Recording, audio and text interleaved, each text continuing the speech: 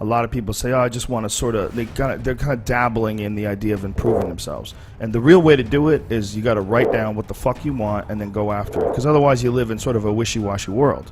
You know, if you decide, I'm going to get down to bang, I'm going to do this, I'm going to run a marathon in less than 5 hours, I'm going to, you know, whatever the fuck it is, you got to write that shit down and go for it. What I tell people is the best advice that I've ever heard, it's the best advice I ever came up with, is that live your life like you're the hero in your movie. And right now is when the fucking movie starts and your life is a shitbag disaster, like every fucking Arnold Schwarzenegger movie where he wakes up and makes a blender full of pizza and ice cream, and that's what he, you know what I mean? Yeah. Those guys where they're like on the brink, they put the gun in their mouth and they put it down because they see a photo of their daughter.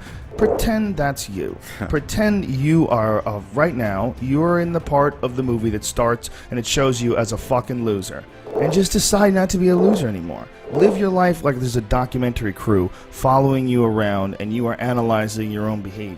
Do what you would want to do so that your kids one day would look back at it and see that documentary and look on it with pride. Like, wow, my dad was a bad motherfucker. He really did what he had to do. Wow, my mom really got her shit together. I love a success story, but even more than a success story, I like a dude who fucks his life up and then gets it back together again story. Those are my favorite stories. And the way to do that, you gotta write shit down. You gotta think that you are the hero in your own fucking movie, and then you gotta sit down and you gotta write shit down. Write down what you need to do. Most people play the role of the victim in the movie, right? Sure. Yeah, this life is fucking me over, man. I could have had this and I should have had that. And why does this guy get that? And why does that guy get this? And all things that are completely unrelated to you. Yeah. All things that you find other people's success as a downfall in your own existence. Instead of being inspired, instead of choosing to be positive, instead of like improving constantly on the direction of trying to achieve whatever the fuck you have written down, you just sit around and spiral, you know? There's nothing more miserable than sitting around someone who's fucking complaining all the time. It is one of the most annoying things ever. Everybody hates it. When someone just sits around and they complain about their life and they don't do jack shit about it. And you tiptoe around it. You don't know what to say. Well, she gets upset when you bring that up. I don't want to bring that up. And you want to go, you fucking crazy bitch. You know what's wrong with your life. Yeah. Stop announcing it to everybody else and go out and fix that shit. And that's tough love. Tough love is what everybody needs, absolutely. Me included. That's the only good thing about like assholes on the internet. Sometimes they say things that's right. Yeah. Sometimes cunts will say shitty things to you on the internet about a show you did or a thing you said or, you know, oh, the fucking that joke you made on the podcast, you're an asshole for even thinking like that. And, you know, a part of you is like, fuck you, who the fuck are you? But you feel bad if things are correct. You feel bad if someone nails you.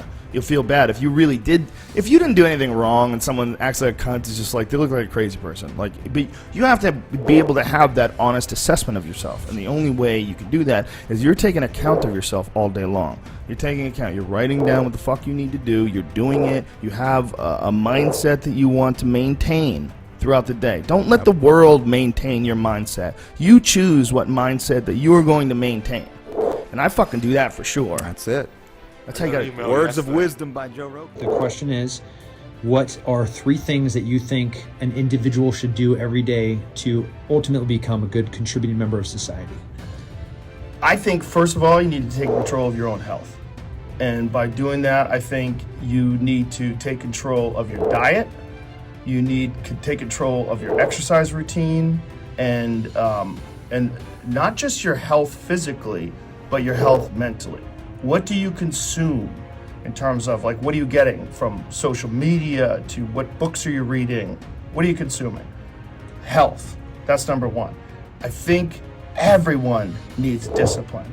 You need voluntary adversity, things that you force yourself to do to make yourself stronger.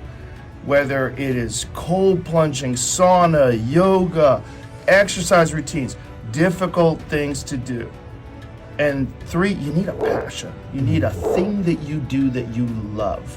When you find a thing that you do that you love and you get better at it, I think those things become a vehicle for developing your human potential, and I think it makes you a better person overall. Those 3 things, I think if everyone could just apply those 3 things, you'll be a better person, you'll be a better human being, you'll be a better American.